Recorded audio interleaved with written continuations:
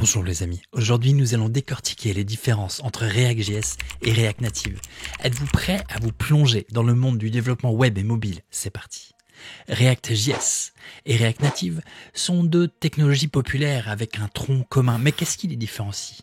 Et quand devriez-vous utiliser l'une plutôt que l'autre?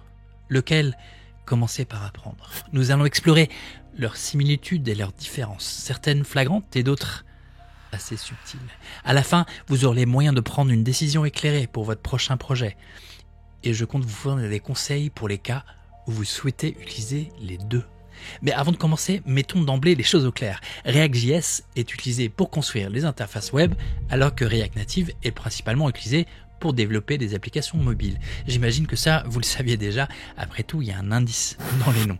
Commençons donc par explorer ce que React Native et React.js ont en commun. Tout d'abord, React.js et React Native sont des bibliothèques open source développées par Facebook qui partagent plusieurs concepts et fonctionnalités de base.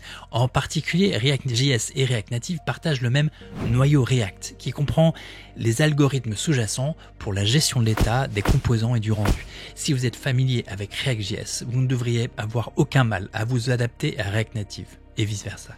Ça signifie également que React.js et React Native utilisent chacun des composants. Ces composants favorisent la réutilisabilité et la modularité. Ces deux bibliothèques utilisent également le JSX, qui est une extension syntaxique pour le JavaScript qui vous permet d'écrire du code HTML en JavaScript. Les deux bibliothèques gèrent également de la même façon l'état et les props. Et les deux bibliothèques prennent en charge les hooks React, qui simplifient la logique des composants et encouragent la création et l'utilisation de composants fonctionnels. Bien que React.js et React Native partagent ces concepts de base, ils ont des plateformes cibles et des objectifs qui sont différents. Ça a plusieurs implications sur les différences entre ces deux bibliothèques. Nous allons donc explorer ces différences. Tout d'abord, React.js utilise les éléments HTML standards comme composants, par exemple les divs, le span, img, tandis que React Native a des composants spécifiques, par exemple view, text, image, qui correspondent à des éléments d'interface d'utilisateurs natifs sur la plateforme cible. Bien qu'un composant view correspond conceptuellement à une div et qu'un composant text correspond à un span, ils ne sont pas précisément les mêmes et les différences pourraient vous induire en erreur. Alors que React.js effectue le rendu des composants vers du HTML ou du CSS, React Native effectue le rendu des composants à l'aide de composants natifs de la plateforme cible.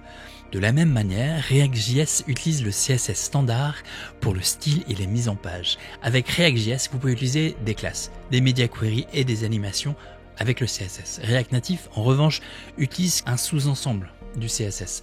Par exemple, il ne prend en charge que la mise en page Flexbox et les valeurs par défaut ne sont pas les mêmes que celles dans le web. La navigation entre écrans se fait par URL en React.js, généralement à l'aide de la bibliothèque React Routers. Mais c'est pas possible de naviguer entre des vues à l'aide d'URL sur mobile. C'est pourquoi React Native recommande d'utiliser la bibliothèque React Navigation. Bien entendu, si vous pouvez tester la sortie de React.js directement dans votre navigateur, par contre sur React Native, c'est préférable d'utiliser Expo. Vous aurez aussi besoin de simulateurs et les SDK Android et iOS. Idéalement, vous devez également tester sur les appareils physiques. Et si vous ne pouvez pas choisir, qu'est-ce qui se passe si vous devez créer un site web et une application? Que faire dans ce cas-là?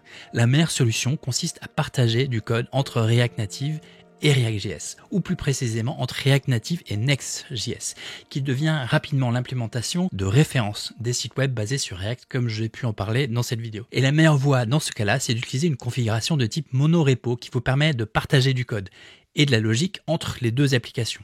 Une solution qui permet ça, c'est T3 Creatorbo, un monorepo qui utilise Turbo Repo, Expo, Next.js, Prisma et TRPC. Une autre solution que j'ai rencontrée, c'est Tamagui, une bibliothèque de composants d'interface utilisateur qui vous permet de mettre en place un langage d'interface commun entre le natif et le web. Et le projet starter de Tamagui permet également de mettre en place un monorepo avec Next.js et Expo, c'est-à-dire avec React Native et React.js. En outre, il s'appuie sur la bibliothèque Solito qui vous permet de partager la logique de navigation entre React Native et React.js. Et maintenant, lequel commencer à apprendre? Si vous vous demandez lequel apprendre, je vous recommande de commencer par React.js. Pourquoi? Pour deux raisons. Premièrement, toutes les bases de React.js s'appliquent à React Native. Deuxièmement, le tutoriel React.js, en particulier le projet Tic-Tac-Toe sur le site de React.js, est très bien fait et éducatif. C'est ainsi que j'ai commencé à apprendre React il y a quelques années et le tutoriel a résisté à l'épreuve du temps. Et si vous voulez continuer à apprendre avec moi, je vous donne rendez-vous dans la prochaine vidéo.